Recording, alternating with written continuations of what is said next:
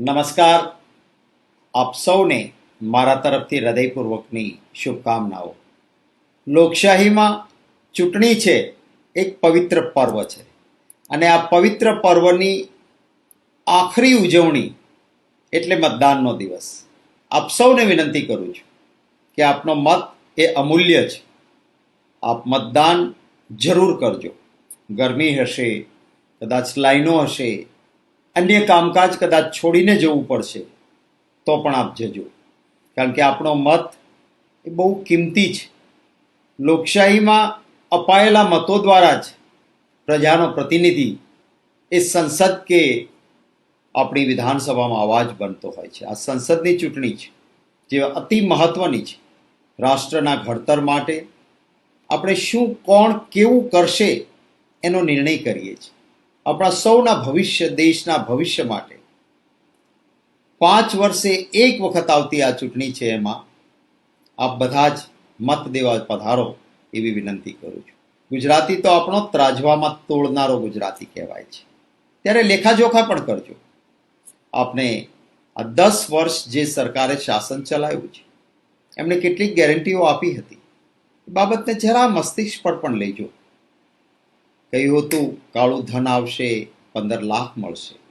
Middle ક્લાસને કહ્યું હતું કે 10 લાખ સુધીની આવક ઇન્કમ ટેક્સમાંથી મુક્ત થશે. કોર્પોરેટ મોટા છે એનો કોર્પોરેટ ટેક્સ ઘટ્યો, પરંતુ 10 લાખ સુધી ઇન્કમની મુક્તિ ન મળી. કહ્યું હતું 2 કરોડ નોકરીઓ ખોલીશું, જેની હતી એની ગઈ, નવી નોકરીઓ તો ના આવી. એક ગેરંટી આપવામાં આવી હતી કે ખેડૂતોની આવક બમણી થઈ જશે. ખેડૂતનો ખર્ચ બમણો થયો, આવક તો બમણી ન થઈ. કહ્યું હતું કે મારા સિપાહીનું એક માથું જશે, 20 માથા કાપીને પાછા લાવીશું.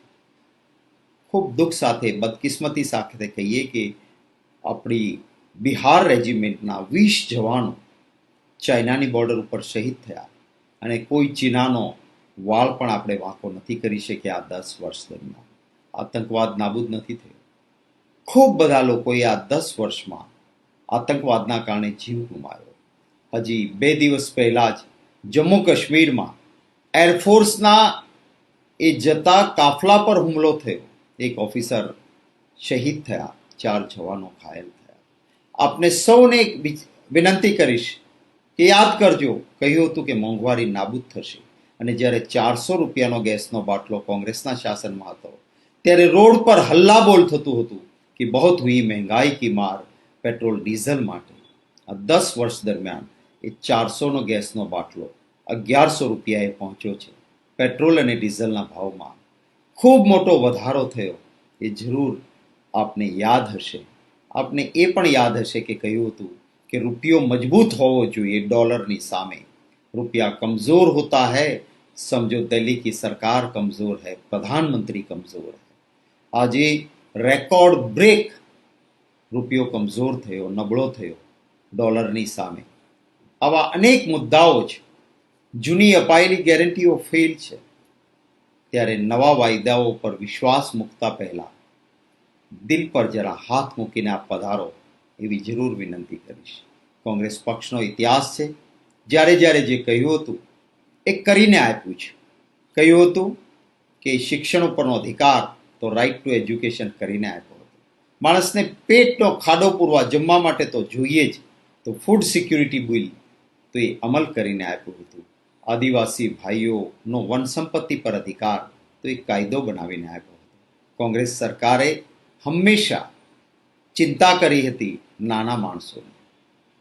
ભારતીય જનતા પાર્ટીએ માત્ર સિલેક્ટેડ, એટલે કે 22 મોટા ઉદ્યોગપતિઓ, ધનપતિઓ માટે 16 લાખ કરોડની લોન માફ કરી, અને મારા સામાન્ય ગુજરાતીને બેંકનો એક હપ્તો પણ ચૂકાયો હોય તો એના ઉપર ધોંશ બોલતી હતી.